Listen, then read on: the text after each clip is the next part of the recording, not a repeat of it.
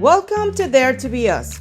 Hi, I'm Ruth, founder of The Corner Peach and the host of Dare to Be Us. Welcome back to Dare to Be Us.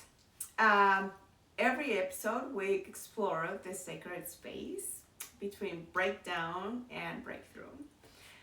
The soul remembers who it is, right? So Lisa, this is Lisa. Sorry, this is Lisa. She has come here to talk to us about her journey that it took her to Reiki, that it took her, from a relationship that was not what she expected.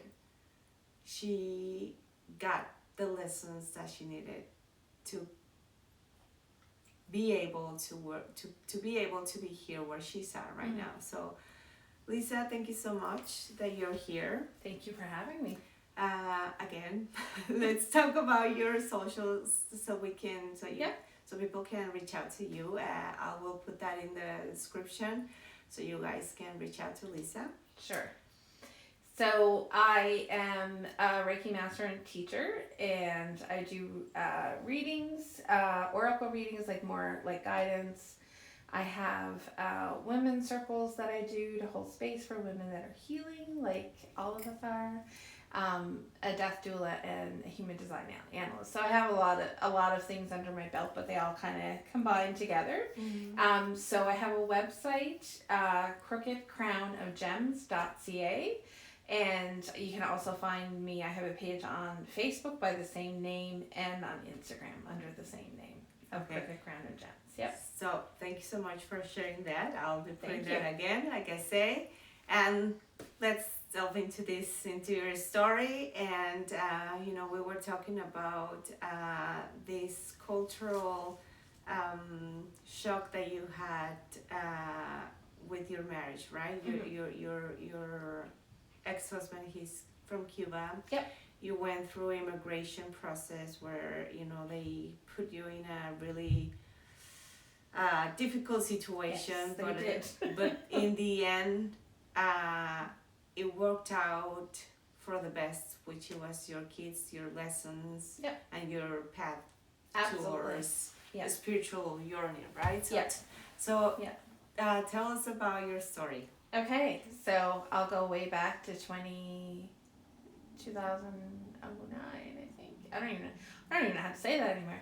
Anyway, so it was 2009 that I met him. I went on vacation in Cuba. Cuba was always on my bucket list for some reason. Now I know why. Yeah. But then it was like, I want to go to Cuba. Like the calling, right? It was a calling. It totally was. Like I said, I've always wanted to go there. It was like it's on my bucket list type of thing. And I had plans to go with my friend, my best friend, and she had to have surgery and ended up with a bit of an infection and wasn't able to go.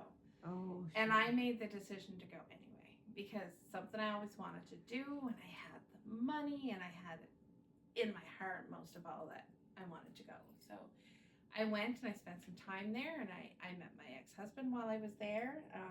And we didn't get to spend too much time together, but we exchanged emails and started to talk over the internet and the odd time the phone, and we built a relationship where I flew to Cuba. I don't even know how many times I was in Cuba, but over a 2-year period.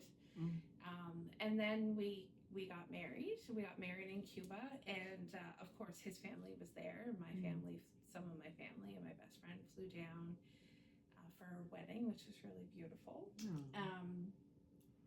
Like my wedding was the funnest wedding I've ever been to, but it was really fun.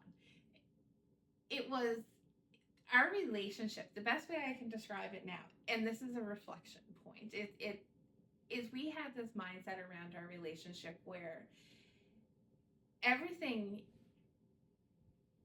the universe threw obstacles in our way. Yes. Like he was in Cuba and I was in Canada. There was a bit of an age difference, and we had different cultures. There was a language barrier at the beginning where he had to learn English and I had to learn Spanish, and so there was there were those things, and we really believed that we had a love so strong we were just going to break through all these barriers. And eventually, you know, pretty much as soon as we got married, I started the sponsorship process to bring him to Canada. And I joined a Facebook group where there was other people who were married to Cubans and bringing them to Canada. So we were all kind of our support. Yes. And what did you put down for this? And Yes. how much information did you send? Yeah. And anybody that's been through that process knows that it's a very invasive and very invasive to your relationship. You're sharing very intimate information with people who get to judge if it's a legitimate relationship or not. And it's a very stressful process because you never know when you're going to get your call, and you're not allowed to contact It's an them. uncertainty. I went through that same situation, right? It is. I don't know what immigration is like in other countries, but Canadian immigration is slow moving, bureaucratic, and doesn't make any sense. I think every government in this world, it's just so bureaucratic, and it's just slow, and it just doesn't make sense. Doesn't make sense, yes. But I was seeing people in this Facebook group that were getting married, and 2 months later their husbands were here and didn't even have an interview with the embassy. They were just issued their visa and off you went. And ours was taking such a long time. So it was about a year after almost a year. So I think maybe 10 months. When he finally got the call to go to the embassy, and it was an interview. It wasn't just go and get your visa type of thing. And they interrogated him for probably 2 hours and kept asking him the same question over and over again. And it was, but why do you love her? But why do you love her? And he was like, I don't know how to answer that. Like, why do you love your parents? Or like, it's just, you know, he would say, oh, because she does this or she does that, or she's really sweet or whatever. The answers were they just weren't taking it at face value. And after 2 hours, he said a Canadian woman came in and she denied his visa. Wow. So it was devastating. I remember he called me when I was at work, and I dropped the phone and I just immediately started crying. And I remember people coming running to my office to see what was happening. And so I hired a lawyer, and we were told that the appeal process would take anywhere from 18 months to 2 years to get through. And so we had a decision at that point. Do we continue with our relationship long distance, which was incredibly difficult for the last 2 years and expensive. Yeah. Like to fly to Cuba. It's really expensive. Yeah. All this. I mean, the odd time, like I lived in Toronto at the time, so I'd be able to get a return flight for $300 or $400 or whatever. But still, it's like you got to take time off of work. And anyway, or do we split up, or do I move to Cuba and we go through the process together and then come to Canada together? And that's the option that we chose because again, we thought like we kind of fantasized our relationship like it was like a fairy tale. Yeah, we could overcome anything as long as we were together. And the expectations that we had, that right? was an expectation that I wrapped fully around our relationship. Yes, right? Exactly. And especially women, I feel that we are much towards that sense of expectations, right, of how we want a relationship. But I think it's part of as well the generational pattern as well of how you know all the fairy tales that they have told us as well. And it's like no, in reality relationships are so different. They're so different with what we actually have the expectation for. But exactly. And I mean, like looking back, there were a lot of red flags that I just ignored because I fantasized. You know, like I said, I wrapped it around a fairy tale, and I think to an extent he did too. Like, I remember my friend Carol would always say, like, out of the relationship, there's always somebody that loves the other person more, and he was definitely the one that loved more than I did. Like, because he was like all about me, and he was very attentive, and it was. So in the beginning, it was really beautiful. And how did the cultural shock was with you? Because I know, I mean, I'm a Latina, right? I'm a Latina. I'm a nice Latina. And I know there are so many things that in terms of cultural as Latin people that it's it's different for Yeah. for all of you, right? Yeah. And Yeah. especially with those parents as well of having, man is just man, and he goes out there and works and comes back to his wife and do everything. Does Nothing, sit down in the couch, and while you Yeah. are dealing with the kids and you are Yeah. in the kitchen and Yeah. you serve me and you have to, and it's like, dude, no. Like, Yeah. you are able to take care of yourself and Yeah. be as well a part of the kids, right? Exactly. So I remember the first time I was on the bus to the resort, and there was a lady that was telling us all about Cuba. And she said, in Cuba, the men and the women are really equal. We all work, we share in the household duties, and blah, blah, blah, blah, blah. So that was kind of the picture that the communist government in Cuba wanted to paint, but that was not the case. Because as soon as you close that door, there was men in Cuba that would not even go into the kitchen, because that was like, they wouldn't walk into the kitchen. They had to be served everything. Drove me crazy. I remember having a conversation with his stepfather one time, and never, I was going to comment something. I'll leave that for another. We were having a conversation about it, and I got up to do the dishes for my mother-in-law. My mother-in-law she will always be my mother-in-law, no matter what. I love her so much. Yes. And I got up to do the dishes for her because she had worked all day and came home and cooked supper, and give her a break.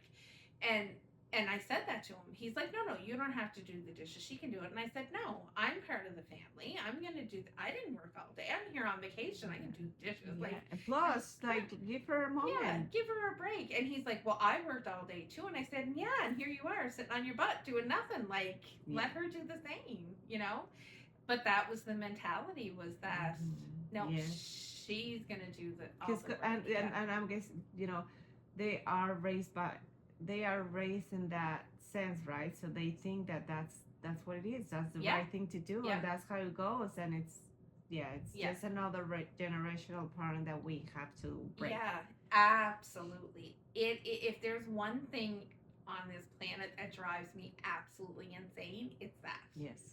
It is that. Yes. Like, anyway. In so many ways, right? Because so it's just not ways.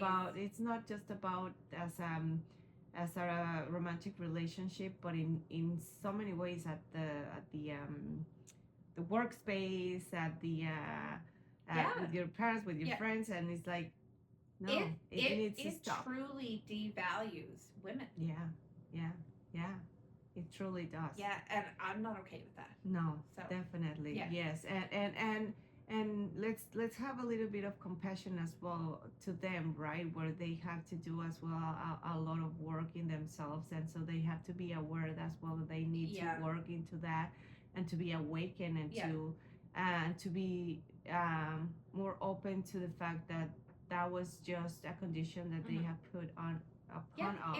It's societal conditioning. So many, yes.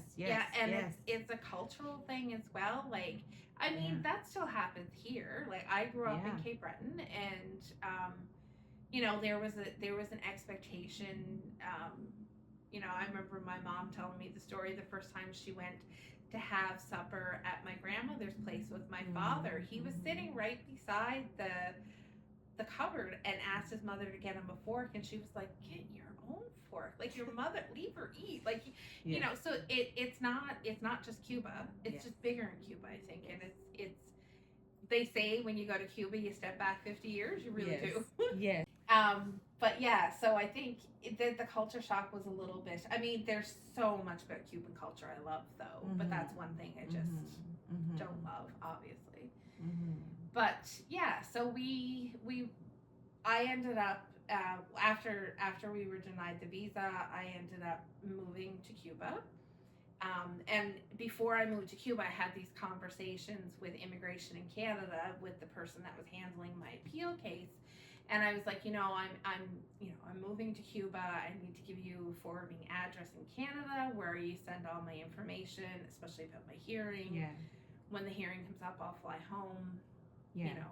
And he was, you're moving to Cuba? Like, that is unheard of. We've never heard of that. And so in those conversations, that kind of expedited my case a little bit, and they ended up taking me before I even left for Cuba. It's it's like now your answer right now is it's Yeah. already answered. Yeah. Are you So, now? yeah. Are you sure Yeah. that it Yeah. So Yes. like, you don't move to a different country. It was not a legit relationship, right? So I had my flight booked for May 8th, and I had my hearing in Toronto. I lived in Toronto at the time. Had my hearing for May 7th. So I went to Cuba knowing that our denial was overturned, but was told it would probably still take at least a year for the Canadian embassy to process the visa, and that yes, there was a possibility that he could go back and have an interview and be denied again, and then we would have to go through the whole thing. So we were left in this state of limbo. But I moved down, and he was he worked, and I stayed home and played the wife. I couldn't work while I was in Cuba. I was allowed to be there because I was married to him, but I wasn't allowed to work. So like I played that role because I was in love and I wasn't working, and that's just the way it happened. Actually, in fact, when we got married, we were married by a lawyer, and part of our vows were, if he's working and she's not, she takes care of the house and he takes care of the that side, and vice versa. If he's not working and she is, then he picks up that slack. So it's an equal relationship, but that's not how. But our the closed door is not the it's same. It's definitely not how our relationship played out. So, but I mean, in this stage, he was the one working, I wasn't. So it was just like, okay, we're living the vows because I'm not working, right? So, and we had a beautiful time in Cuba. We ended up getting the visa before we could imagine. And within 6 months, we were back in Canada. Well, I was back in Canada. He was coming to Canada for the first time. And again, like when we first came back, we stayed with my my aunt and my uncle in Eastern Passage, and we both got jobs really quickly. Like Nova Scotia was really good to us when we first came back, and we set ourselves up fairly quickly for having like Everything. coming with nothing and starting all over again. Our next big obstacle was having children. So I was approaching 40, and we had a really hard time getting pregnant. So I talked to my family doctor, and he referred us to a fertility clinic, and we had a little bit of help. And so I was successful in getting pregnant, which was a whole. I could do a whole nother podcast on that fertility. Yes. And it was when I got pregnant that I started to notice a subtle shift. So it was, eventually found out that I was pregnant with twins. And when I was pregnant, I was 40, so I wasn't young anymore anyway. Yeah. And so there were moments where I'm like, geez, I'm growing 2 people. I am so freaking tired. Like, you know how tired you are in the first 4 months of pregnancy. Like, it is bone tired, right? And I decided, well, I didn't decide, but there were moments like I was like, I'm not getting up to make you breakfast, man. Like, you can do it yourself, right? And that irked him because I did those things because I loved him and I wanted to spoil him. And then when the situation changed and I just couldn't do it anymore, there was still that expectation on his side. Like yeah, because it's part of that generational pattern, right? So what they learn as a man, that it doesn't matter if I'm presuming that he was thinking that just as what he was thinking with his mom, and it's like, oh, okay, even if my mom is sick, sad, whatever she's feeling, she's gonna still give us whatever. So I'm expecting that you are going to do the same as my mom. She used to take his shoes off for him. Wow. Yeah, but you know what, as well, that was part of that conditioning and that way of teaching as well and raising kids, right? So 100%. So yeah, again, let's give a little bit of compassion to that man where they have to awaken, right? And and again, I think that maybe that was his lesson. His lesson was to get to know to you, so he gets to his awakening, right? and he might kill me for saying this, but we had a conversation the other day, and he right now is going through his awakening with his mom, That's which amazing. is really beautiful. That's amazing. It is, but he mentioned to me, like, we were having this conversation. I'm like, I've been trying to tell you this for 10 years, you know, like this is kind of the way I felt. But he mentioned that that this is the time where he knows that it's a reflection point for him, where he has to look back and figure out why his last relationship didn't work. He was in this relationship with this beautiful human who loved her kids, and her and I got along really well, and she loved him, and it didn't work out. So it was his first marriage. Is that what you said? No, just the relationship that he just got out of now. Yeah. Yeah. And then why things didn't work out between me and him. And so he's starting to recognize that pattern that I didn't think he would ever get to. That's amazing that he did that. That's really amazing. I'm happy that I'm really proud of him for that. So, and I mean, mind you, over our relationship, I'm going to go back to this, and it's something that I've talked to him about many times. Over our relationship, especially after I got pregnant, there was a level of abuse there. So there was emotional abandonment, there was emotional abuse, and sometimes it spanned over to physical abuse. And there were times when the kids were involved, and CPS was involved, and court was involved. I'm not going to get into the details of that, but it was a very painful and dark time for all of us, for him too, but mostly for me and the kids, especially the kids. Like, they were so little, you know, and they don't understand what's going on, right? And it's for them as well. It's a shock, and it's like, what's going on here, right? Why are my parents? They need to. And they were still at the age where they knew what was going on, but if we had split up and tried to mend the trauma in the relationship, they wouldn't remember the worst of it because they were young enough. We split up when they were 2.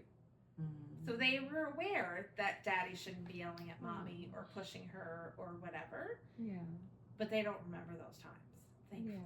They remember some instances. Maybe they still but have something, right? Like maybe deep down in their mind, in their soul, maybe they have that at some point they will have to do their own job and their own path to be able to heal that, right? Exactly. So when we were still together, there was a moment, and like, I don't remember if it was daytime or nighttime or what month it was or what week it was or exactly how long it was before we split up.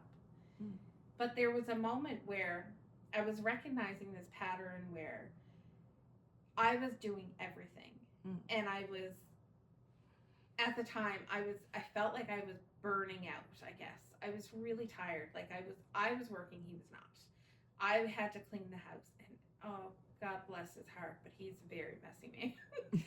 like he's like a hurricane. Well, I think that's like most of men are like that, especially. And I guess, he's a whole new level. You know what?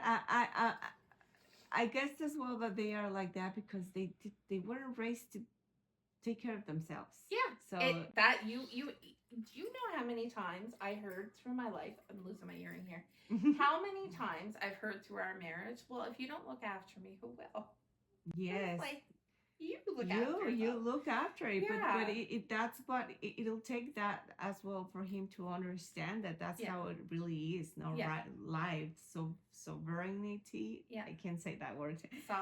Sovereignty, and exactly. Yes, and he's getting that now, but it's taken him a long time, right? And it takes us all a long time to come to these realizations. Everyone has their own journey, right? They have their own moments. Yes.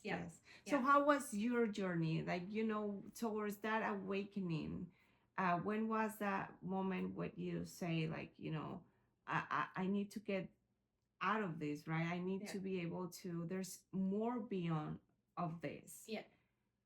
What is it that it led you towards your spiritual awakening with all this? It was this, the breakdown of my marriage, definitely. Like, I knew we were coming to the end. I don't think he knew we were coming to the end. We know what we know. We know. I know. Oh, I know. Yeah.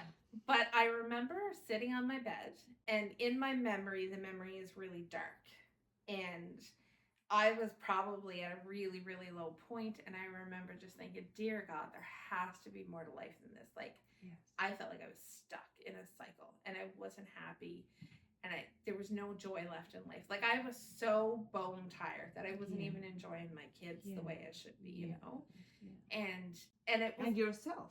or myself, or anything, my house, like, not like I feel more of yourself, because if you're Yeah. not there with yourself, and if you don't love yourself, and if you don't take care of yourself, nurture yourself, go within you in your soul to understand more in this physical world with what you're doing, and what the parts of what you are supposed to be doing in this life, then how are you gonna be able to be present for your kids? You can't. You can't. You No, can't. you can't. So yeah, it was in that moment, like, where I felt like I was at my lowest, and I felt like my soul was cracking. Yeah. You know, and then it was at that moment that I felt like almost like a big hug, and you need to move forward. Like, you need to move on. And it was in that moment that I knew, okay, my marriage has to end. I have to clear this out. But I have to clear this out not only for me, but because I have these two little people that can't take on this burden of trauma. Yes. They can't. I can't do this to them. I can't carry that over.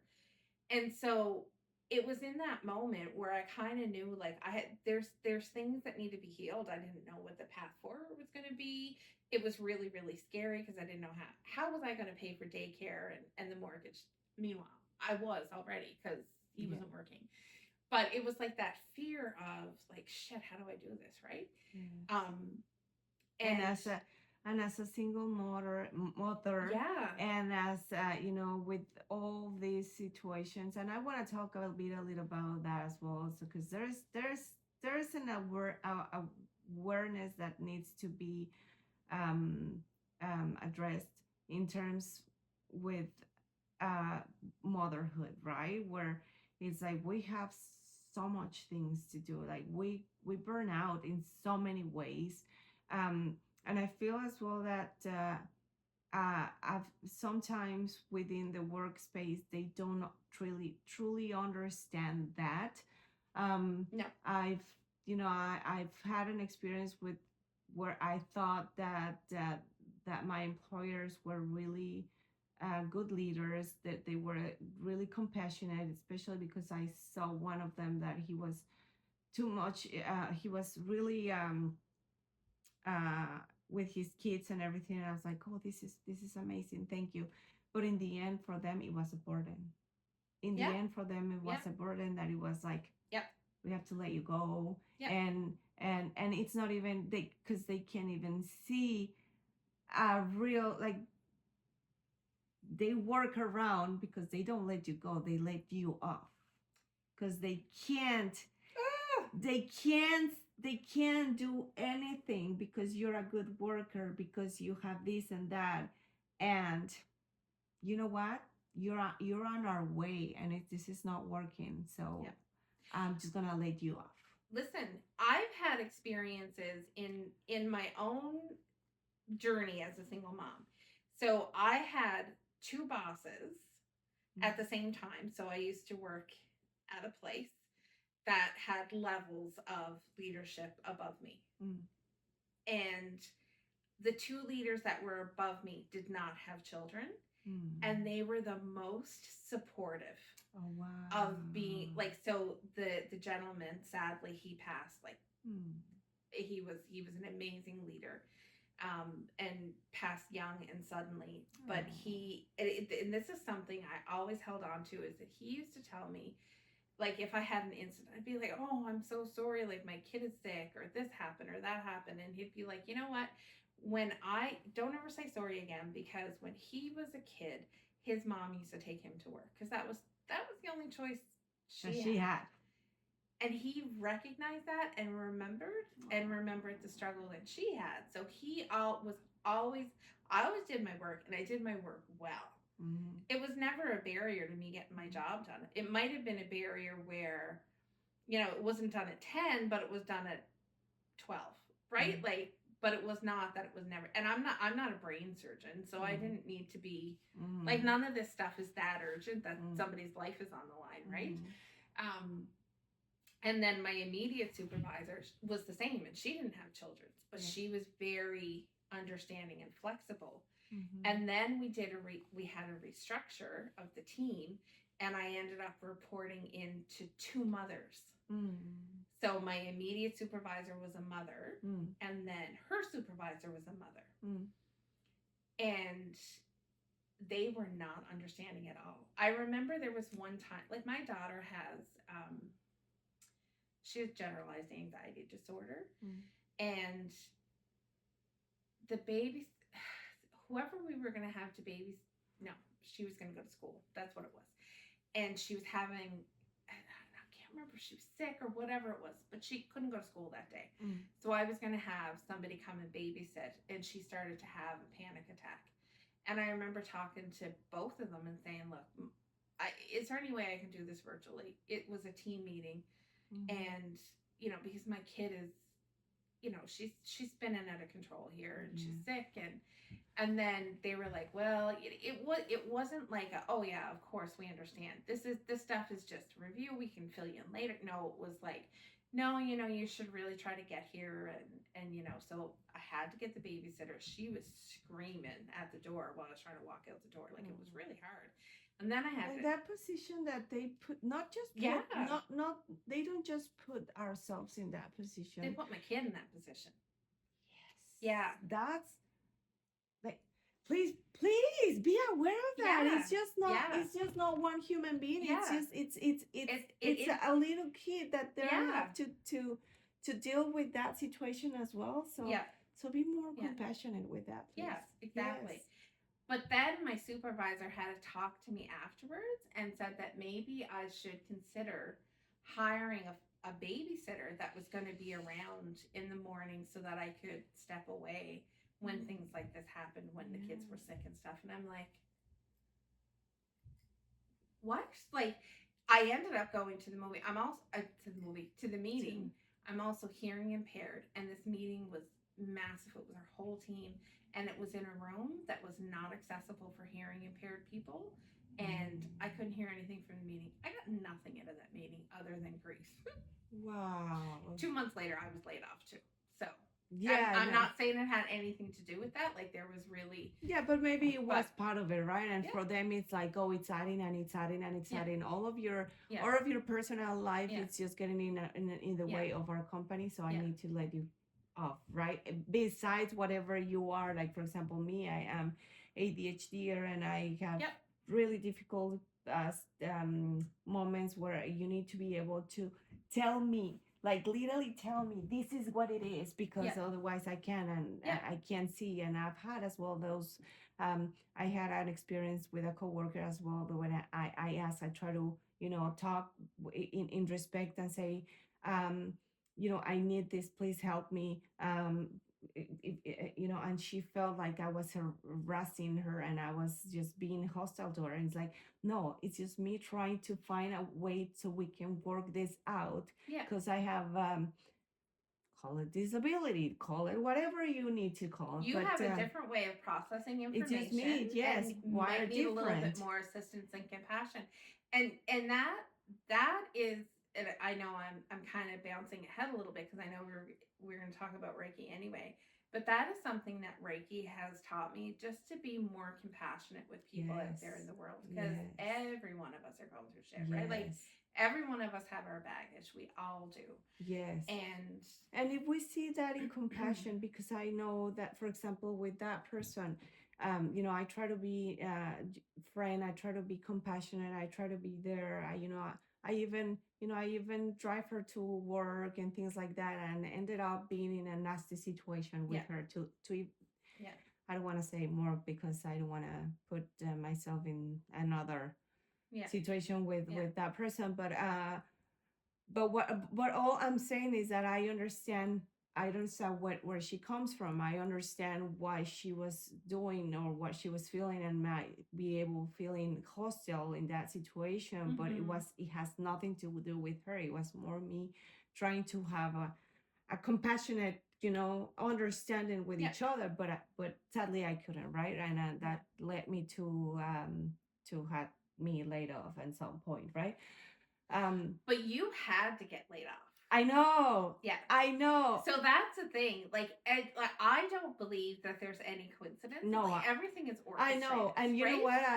I'm grateful for that. I'm really grateful, because I'm pretty sure that they still think that I'm not being grateful and I'm talking bad. But no, for me, they have been a big lesson in my life, and that at some 100%. point it pushed me towards where I am right now, where I'm doing my podcast, where this is my way of me helping people that has been through something similar to me, something similar to you, something similar that had, one of each guest that I've been really blessed to have here, and to spread that in so many ways, right? So people have the awaken, the compassion, the love, the lesson of whatever it has to be. And I'm grateful for this, because I'm here at this point, sitting here with you. Yeah, exactly. And same.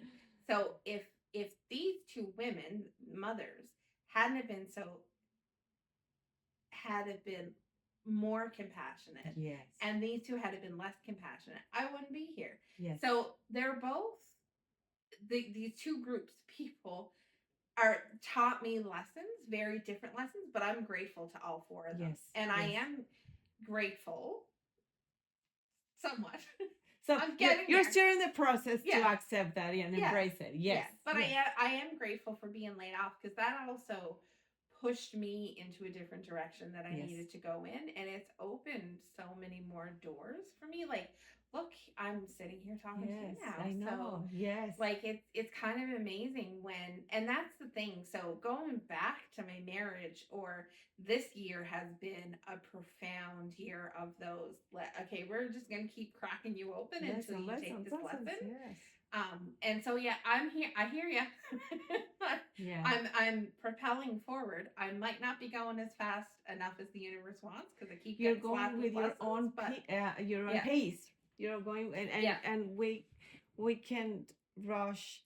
My co-host Joseph Laura is always telling me, "Man, you're really impatient. You don't know how to be patient." I'm like, "You're being my lesson for that." He is my big lesson to be patient. Exactly. So every person that we come across, every situation, as dark and as dire as it feels at the time, propels us forward. Now, I do think there is free will in life, and if you are the kind of person that is not open to those lessons, you're always going to find yourself in those dire situations. In that cycle, right? And you're not going to be able to be free of that cycle and this, until you want to. To me, is not like that toxic positivity, like all light and love. I try to exude light and love as much as I can into the world, but I'm realistic. Shit happens to people that is really bad. And you know what? I feel that if there is not darkness, there's no light. That's another thing. The darkness, the darkness is beautiful, you know? Yeah, there is absolute. It's like the lotus flower grows from mud and darkness. And look how beautiful that flower is. It is. So you need one for the other to exist. And so, like, the cracking open, and this is something I see time and again in my spiritual community, and these women and men. There's men too. There's not as many men. Like Sean Leonard's one, but most of my community are women, and we've all gone through these really big traumas in life. And it cracks us open. That's the best way I know how to say it. And in that cracking, the light gets in. Right? Yes. I'm like, when that moment where I was on the bed and I was saying, there has to be more to life than this. My soul literally cracked open, and my guides and God and the universe or whoever's out there shone the light in there at that moment and said, okay, you can do this. You got this. I was terrified.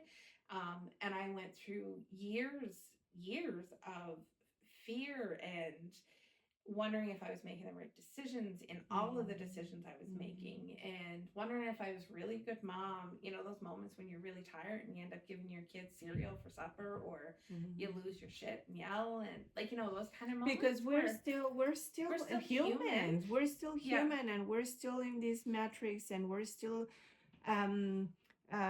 breaking patterns, breaking biases, breaking unlearning to learn the best way to live with yourself, embracing your own soul, embracing your own I feel that there are not defects. Exactly. There are not. They're actually that darkness that they call it bad. It's not. It's what what it takes you to become a better person, to become who you're supposed to. But you need to be open to do that. And I know that there are people that are still not in that awakening path. And there's some people that never will be. Exactly. And yes. And that's okay. And that's okay. That's okay. That's their journey. And Yeah. maybe that's part of their the purpose of this life. Maybe they couldn't really, you know, once they're here, even if they put themselves in before they come to this life and they say, oh, okay, this is going to be my path. But when they're here, they couldn't actually do it, and they have to come back with that karma and try again, right? Exactly. Yeah. And but it is what it is, and that's how, you know, people starts with the path. And I want to go back again to your path, because I know that you started your path, or Reiki calls you more than anything, because I know that there's a lot of spiritual paths, right? Where either you can be really sensitive with spirits, paranormal, or you can be clairvoyant in so many ways. But your call was Reiki. Yeah. Why? Call. Good question. I don't know. You don't know. You but just I just know. Yeah. So, okay. There's so much to unpack here. So I grew up in a very, very haunted house. I've seen things my whole life. At some point, I shut off the seat, like I see energy, basically. So I've always been attracted to energy. Like, so the house that I grew up in, I remember being a little girl, laying in my bed. It would face the end of the hall, and I would see like this light at the end of the hall. It was like an orb. There was no, like, it wasn't shine. It didn't illuminate what was around it. It was just a light. And I would see that all the time. I was only small, like maybe 3 or 4. I didn't know what it was. It didn't scare me, but it was just there. It was just part of life, right? Nobody else saw it, but I did. And then there were things that my brother and I saw in the house together. And so we were always able to, like, we were in that situation where we were always able to pick up on. And I also believe my brother's gifted, but he's shut down to it, I think, to a certain extent. He'll get his journey. He'll get there. He's he'll get there. So he'll get there. But yeah, so after we split up, I reckon, so part of the reason that we split up, that I ended things the way that I did and when I did, is because I had these 2 little kids that I was bringing into the world, like I mentioned before, and I wanted to break that trauma. So I recognized that I had to heal myself, right? I had to heal something within me, and I really believed in that generational trauma, right? Yes.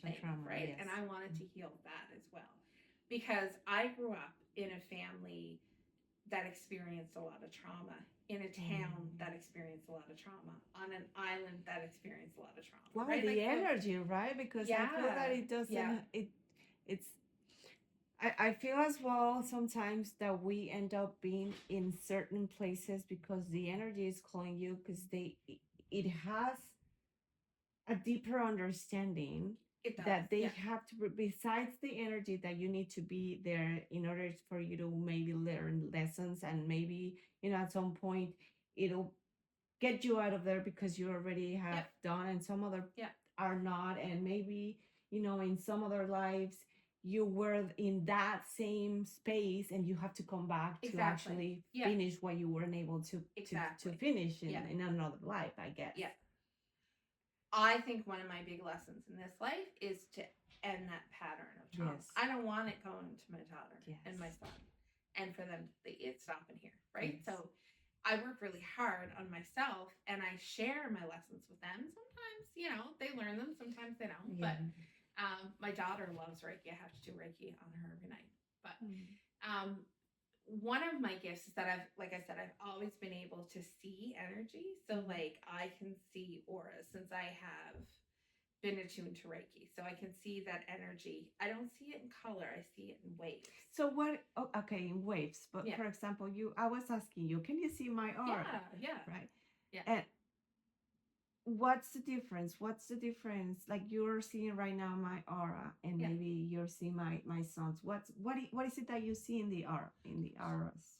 Waves of energy. So I know that you have an energetic body, right? So we all have, like, there's five different bodies. You have your physical body, and that's the one that we see that, you know, on this dense plane. And then you have your aura, which is your energetic body. And then you have your mental body, your emotional body, and your ethereal body, which is connected to source, right?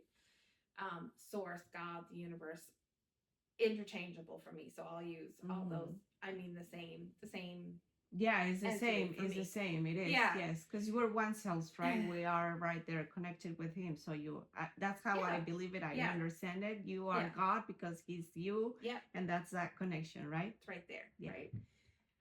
In your heart portal is your connection to source.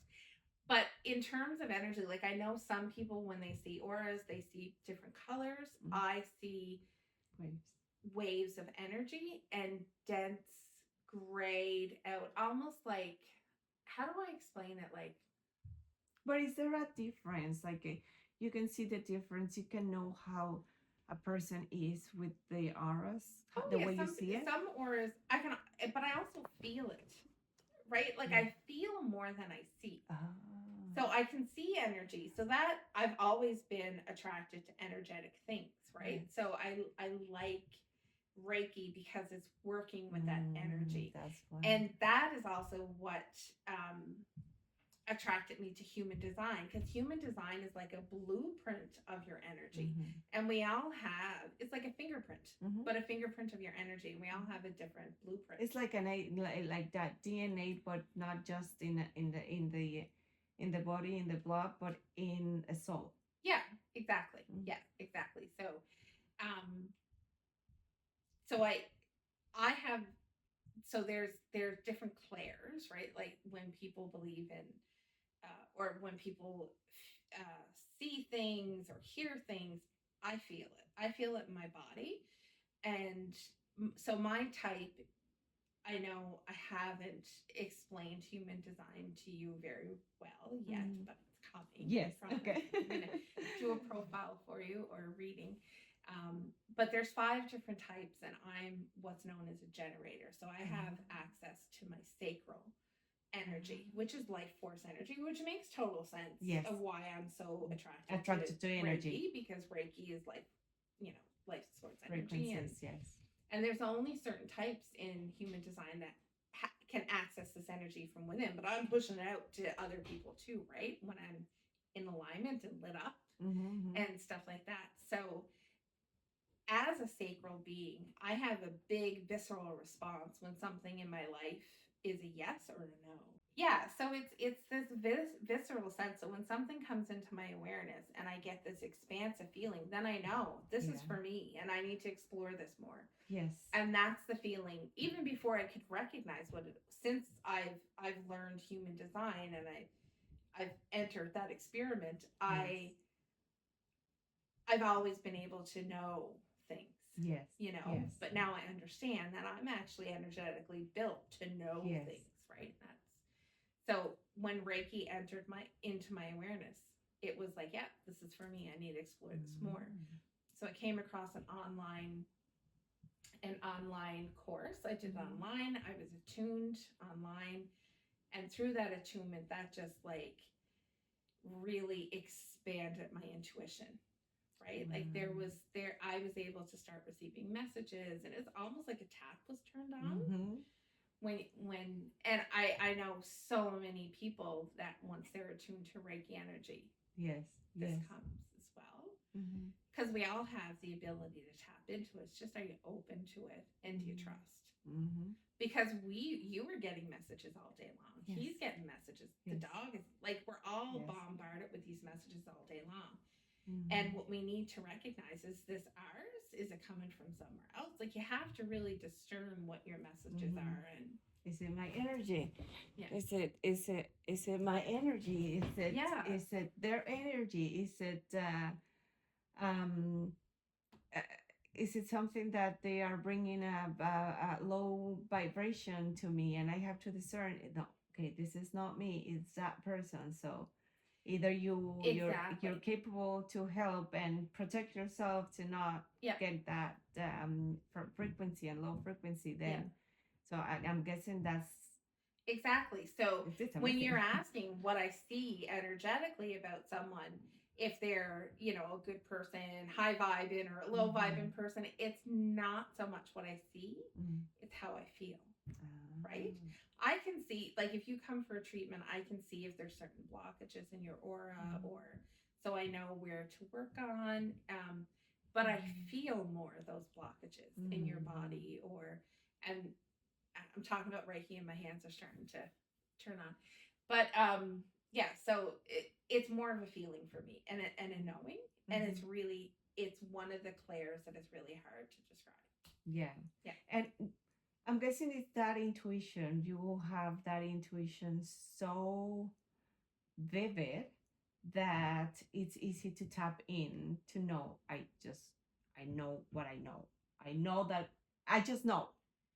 Yeah, there have been really loud messages that I just know, and I don't have to work really hard for. But there's other subtle messages where I'm like, is that real, or is this just like, I'm just crazy? Yeah. I know how many times I've asked myself I'm crazy. But yes, I know. And you know what? I think you're not the only one, right? Because I've had those moments as well where, I see a lot of visions. I see things, I keep saying that one of the visions that I had vividly was my journey with my ex-husband, right? I had so many things, and I knew it was a beautiful relationship with him, right? And he, just like you say, like, he's my soulmate, right? He's my soulmate. He's there, and I still love him, right? But it's like I knew at some point, I always felt like, no, I'm crazy. What the heck? No, why would I want to leave this man that I love so much? Like, no. But there was a moment where it's like, enough is enough, right? And you just know that that's the end. And it happened as well, as well with my partner. When I met him, it's like, my marriage is done. That's the person. Yeah. That's the person. And I was like, no, I'm crazy. It's just me, my expectations. No, it's just me, the attraction. He's a really cute guy. No. Like, just go back to this. And I just keep, life just keep pushing us to be together. How? I still don't know. That's why I call him partner. Yeah. But he's there in my life, and I just keep seeing it. It's like, no, but I know what I know. Yeah. Absolutely. And I and sometimes it's like, I don't want to share it. I don't want to say it because I still have the uncertainty, but I know what I know. Yeah, I know. But I know what I know. I know. And it, for me, that you said it was your partner was the person. For me, it was my kids. Like, I had to end my relationship for them. Like, I knew that. And there's lessons there for him, there's lessons there for the kids, and there's lessons for me. Now, I may have mentioned this already, so I'm sorry if I'm repeating it. No, that's fine. We did have a conversation that he is reflecting on that. So he's now, it took a long time, but he's now reflecting on it. And I couldn't be happier, because I want him to be a bit like, I have like I said to you, I mentioned to you before, I believe he's my soulmate. Like we have a soul contract together. We are on this plane and this planet to have gone through all the stuff that we went through together, the love, the hate, the abuse, the entire thing, to come out of it the other end, to make them better people. Exactly. But now he's becoming a better person, and I think one of the biggest lessons I could take from that, and this is just coming to me now, is that I never thought that guy would change. Yeah. Right?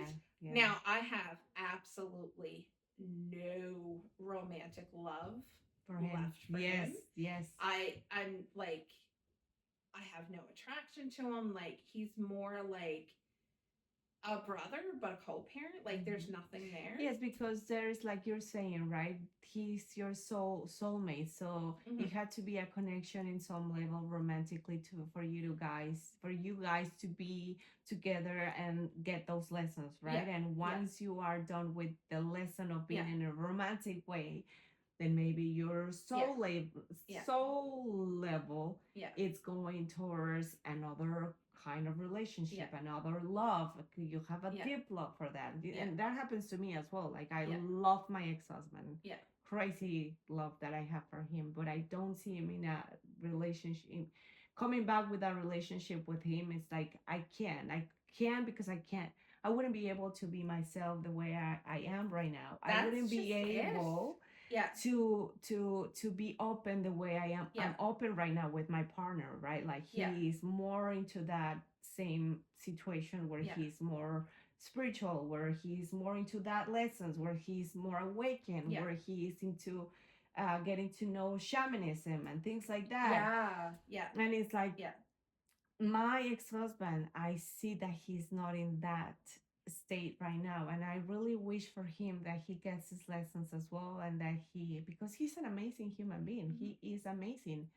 He had a lot an abusive ways with me that I don't want to get into, but as well I had my own abusive situations because I was raised in a chaotic environment where we didn't know how to regulate our emotions, and when we were so hurt, violence was there, right? So and that generational pattern had to go, and I relate so much with what you're saying with your kids, because I had to go with that generational pattern where I was like, no, I'm not going to be like this for like the way my mom was with my kids. And guess what? I was with my daughter. I was just like that. Maybe not in the same level, but for her has been the same level of pain as I've felt, right? And I understand that right now. And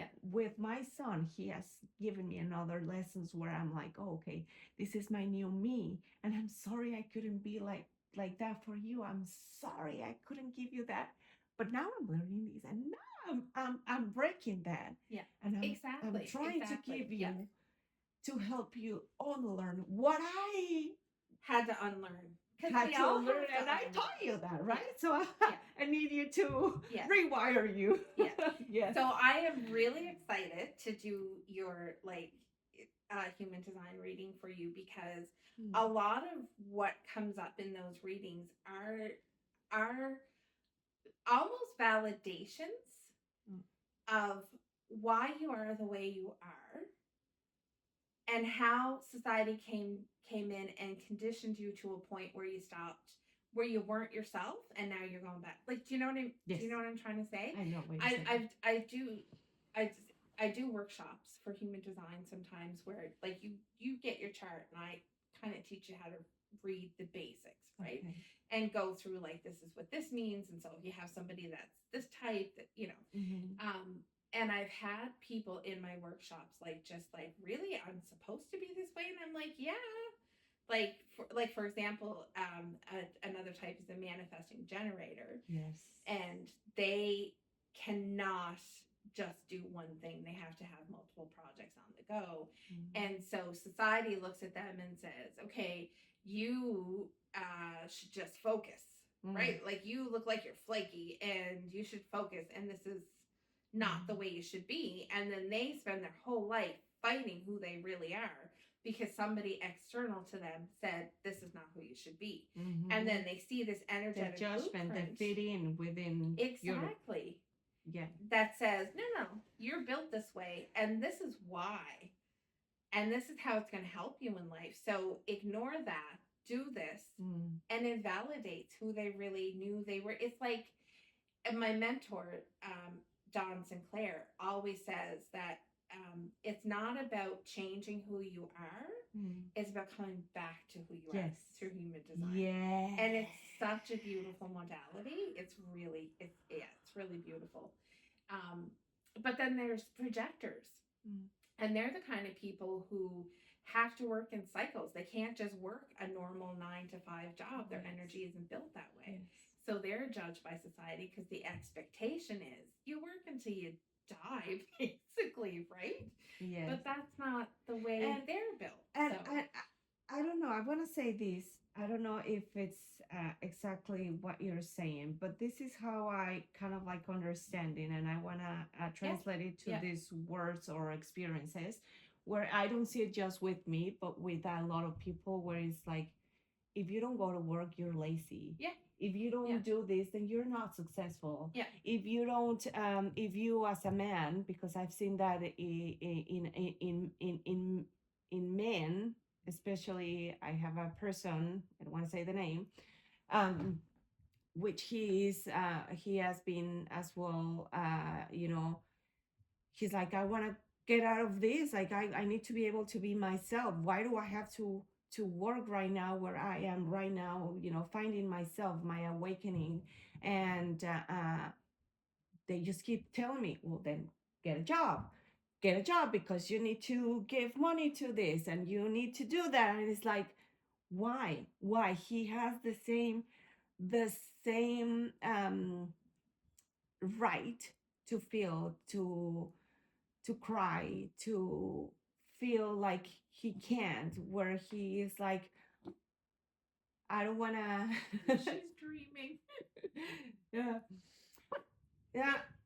See, I'm telling you guys, my dogs are going to be part of the podcast. So if you listen to them barking.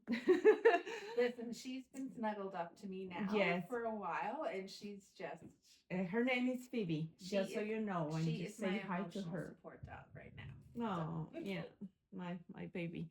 You guys are going to be able to see her? Well, maybe. But yeah, so I want to come back to that where it's like, don't feel like you are lazy ass or you are not good enough or you're not. We need to start to uncondition yes, and unlearn. Because the way the world is right now in this stage is not sustainable. It's not. We're destroying the planet. We're destroying ourselves. We're destroying each other. And we are, like, and it's all about the money. It's all about the government. It's all about the insurance. It's all about permits for this. It's all about governmental, stupidity that they are right now going on in all of the countries and all of this. And this is when we need to start saying, sorry, my language, the fuck with all of this. The fuck with all of this, because we need to start paying attention to ourselves. The success is not about how much money. It's not about... What is success? What is it? It's you. Your connection with you. Go sit and do mindfulness. Go inside you, understand you more, loving you more, pampering you, nurturing you, sitting in the sea and see. But this see, is success. It's from that awareness that you're able to spread that. And that's the whole point. Like, we're all here on the planet to spread love. Yes. Not hate, not to make money, not to work until we're 70 and then retire and die at 75. Like, that is, but this is the society that we're in. And it is exhausting. It is exhausting. It's exhausting. It's exhausting. And I feel I always have this I relate to this scene of The Box Life. Yeah. where the ants and at the end are like, they're getting together and they're joining forces and they're like, fuck this. Yeah. I feel that we are in this stage Yeah. when we Yeah. decide to not pay bills, to not pay mortgage, and we're still gonna be here because the house is a right for us. Um Food is a Groceries, right. food, everything, it's a right. Yeah. We should not Why don't we pay for for that. food? Why? We should be growing it and bartering it. Like this whole idea, like there's okay, you got me down a rabbit hole. Like this whole idea of not being allowed to have gardens in your front yard is just mind blowing to me. I like, didn't know that, but that's insane. Why? Like, I remember over COVID when everybody started, and I feel like there's been a shift in the world, and it's really exhilarated since COVID. There's been a lot of really, really tough and shitty and low dense things that came from COVID, but I think there's a lot of good things that came from that time period too, and we're still kind of. I think there's still up, a lot. I think the world needed to do what's the name to just get rid of a lot of things. We needed a reset. A reset. Yes. I don't think we did it right as a society. Because it felt like we were going in the right direction, and then we flipped back to the way things were. But I feel that this is not the only. I agree with you. I think that something bigger is coming. Oh yeah, I agree. 2027. Anyway, there was a gentleman, I think in Timberley, that had this huge, massive garden in his front yard and started to sell his produce and got shut down by the government. And it's like, why? Like, in and I'm pretty sure. Sorry, I interrupted you. Yeah. I'm pretty sure. Sometimes, I don't know if that was the case, but I wanna believe that was the case. That he if he would have had the choice of not selling them because the financial expectation was covered and he wouldn't have to pay for his groceries, his house, to have a life the way this society has. I don't know. I just don't want to say more things, but I'm sure that person would have given the products for people and without and it's like allowed to sell them. Yeah. Why is government doing this? I know. Wouldn't it be nice if you grew tomatoes and I grew corn and squash and the person down the street has cows and we all just traded and took care of each other like it was back in the it'd be so amazing. And I feel as well like I was going to bring that up, but I was like, maybe we're going really like off topic. but it's like, wouldn't it be nice for the economy, government, the religions just get the fuck out of our lives? Yeah. And to really start, maybe there's people out there that they need to go to work in a restaurant, they're missable. Yeah. But yeah, maybe if we lifted the obligation, we people can enjoy would thrive. It. They would shine. Enjoy it, and we would be, oh, I know about engineering. Let's build this for, let's build a community within the knowledge that I have, with the science that I have. Like, let's all share our knowledge to start to take care of each other instead of trying to climb over each other. Yes. It would be great. It's like we just as bucket of human crabs. beings do not know how to do that. We just don't get it right. We just don't get it. So I'm hoping that everything that we're not far to experience help us change that. Otherwise, we're going to be out of here. Yeah, this is not sustainable. This is not sustainable. And the earth doesn't need us. No. If humanity was wiped out tomorrow, she's still going to thrive. We need her. Yes. So we need to, I feel like the shift has to come, and that there's so much, spirituality now is more acceptable than it ever has been, and we're connecting more. And like Elaine said before, we have like children are coming in with more knowledge now. Like, so there's a shift happening. Yeah. And I feel like it has to be because Mother Earth is just screaming. And I want to say that spirituality does not mean religion. No. It has Never. nothing to do with nothing this. to do with religion. It has a lot to do with God's source, however Yeah. you want to say it. Yeah. It's there. It's real. Yeah. But it's not religion. Mm-hmm. It's not religion, because religion is conditioned as well. Yeah. And it's not love within the conditioning. No. It's not. It's No. it's that's Control. a control. Totally control, right? And it's Yeah. always has been like this: control. Yeah. But okay, going back again to what you do. So tell me more about the human design. Okay, so human design is a modality that was channeled by a Canadian. Okay.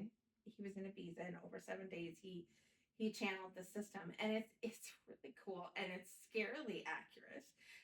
It combines things like astrology, so it has a lot of the ancient divination systems like astrology, I Ching, Kabbalah, the Hindu chakras, but it also combines science, genetics, epigenetics, quantum physics, like stuff that I don't even understand, right? Your energy is imprinted at 2 different times on your incarnation in this lifetime, in this incarnation. So it's not your past life. It has nothing to do. Well, I shouldn't say nothing to do, but it's not it's the energy of this life. So 3 months before you're born, you're imprinted with an energy. And then the minute that you're born, you're imprinted with an energy. And together, these energies create your blueprint. Yeah, so those the energies that are imprinted on you the day that you're born and 3 months before determine your type and your authority. And it's a blueprint that tells you how to align your energies to get the most of your life. And it really, like I said, it validates who you are and the way that you feel. And it brings you back to yourself. It's not asking you to change anything about yourself, but it's just asking you to bring yourself back. So the idea is there's a lot of deconditioning that comes in with the awareness around human design and how you're designed. So like I mentioned before, that projector that is expected to work 9 to 5 and not take breaks cannot energetically sustain that because they're not built that way. And when they come into that realization, then they can employ strategies. And that's where the burnout comes as well, right? Exactly. It's like the stress, the as well the what's it called the mental health that the kind of like just fucked us. Yeah. I'm sorry, I curse a lot, but it's just me. It's just me being me. I do too, so. But yeah, that's basically, I mean, it's a very complex system, but it's also a very easy, like a simple system is not easy. Simple, but complex, if that makes sense. Like there is a lot in your chart. I could sit with you for 4 hours and tell you all kinds of things about you.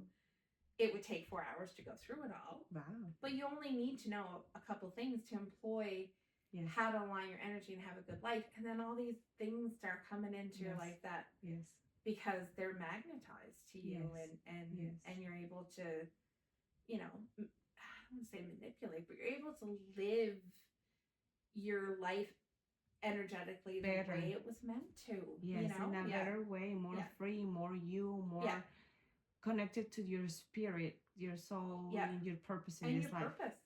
Yeah. So the top 4 energies, if I had the chart, I can show you.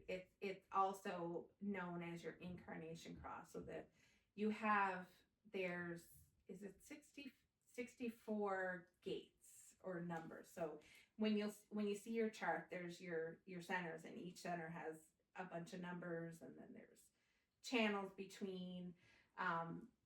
But these gates come through certain planets. Wow. So you're the ones that come through on your sun and your earth are your major energies. So they're the top 70%. So they tell you things like what's your purpose in life and what are you here to learn, and those Yes. kind of things. And so it just opens your awareness Mm-hmm. so that when these things come into your life, Mm-hmm. you know how to deal with them, Yes. Yes. and so going back to like I said earlier, that this year has really been a year of lessons, to say the least. I've had a lot of big things happen. Mm-hmm. One of my major energies is the gate of shock, which means that every time I go through a shock in life, it elevates me spiritually. But one of my purposes in life is to help others navigate their shocks. Mm-hmm. So, Yes. and human design is a great way to do that. Wow. It normalizes it. And I think if I hadn't had that awareness, the coping mechanisms I've had going through these 3 big shocks that I went through this year wouldn't have been there.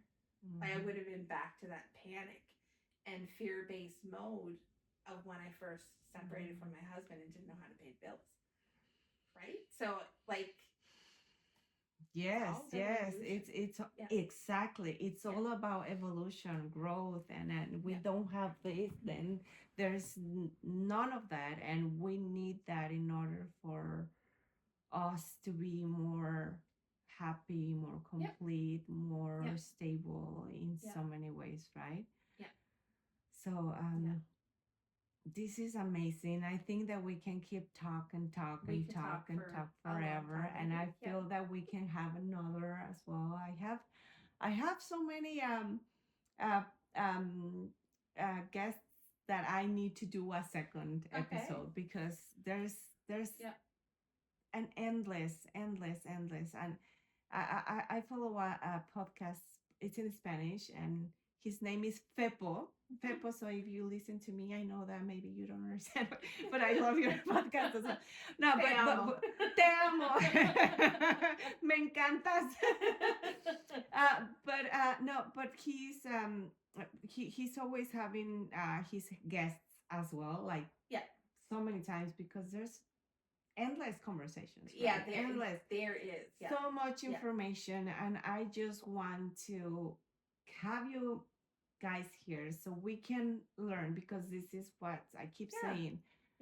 This is a space, a safe space, where we can share, where we can learn, where, because that's why I did this, because I want people to start have more awareness, the awakening.